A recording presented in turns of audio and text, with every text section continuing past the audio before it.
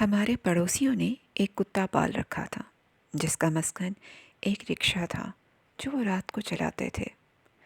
کتا سارا دن تو اپنے مسکن یعنی رکشے میں پڑا اونگتا رہتا تھا، لیکن رات کا اندھیرا ہوتے ہی ایسی آفت مچاتا کہ خدا کی پناہ، کوئی چور یا ایرا غیرہ گلی میں سے گزر نہیں سکتا تھا۔ تاہم وہ اپنی گلی میں رہنے والوں کو کچھ نہ کہتا تھا، کیونکہ بچہ ہو یا بوڑھا وہ ہر ایک کو پہچانتا تھا۔ اسی محلے میں نوید بھی رہتا تھا، جو بڑا بے رحم اور سنگ دل تھا۔ چوری چکاری کرنا اور جانوروں کو ستانا اس کا مشغلہ تھا۔ کسی بھی جانور، خواہ وہ کتا ہو یا بلی، کو پتھر مارنا اپنا فرض سمجھتا تھا۔ یہ بات سہیل کو بہت ناپسند تھی۔ وہ نوید کو سمجھاتا کہ یار، ان جانوروں پر ظلم نہ کیا کرو، یہ بے زبان ہیں، لیکن ناحق ستانے سے اللہ تعالیٰ سے فریاد کرتے ہیں۔ پھر یہ بات اللہ تعالیٰ کو بھی ناپسند ہے کہ ہم اس کی بے زبان مخلوق کو ستائیں، لیکن نوید کب ایسی باتوں کا نوٹس لیتا تھا؟ ایک دن نوید رات کو گلی میں سے گزر رہا تھا کہ کتے کو دیکھتے ہی حسب عادت ایک پتھر اٹھا کر مار دیا۔ پھر کیا تھا، نوید کو کتے سے جان چھڑانی مشکل ہو گئی۔ نوید آگے آگے اور کتا مسلسل اس کے پیچھے پیچھے اس کے گھر تک آیا۔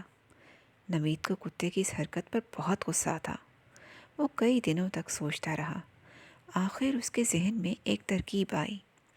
اس نے تھوڑا سا گوشت لا کر گلی میں مین ہول کے پاس ڈال دیا۔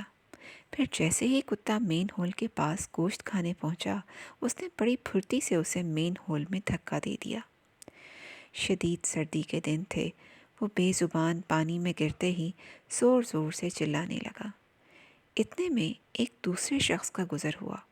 اس نے جب آواز سن کر مین ہول میں جھانکا تو عجیب منظر نظر آیا۔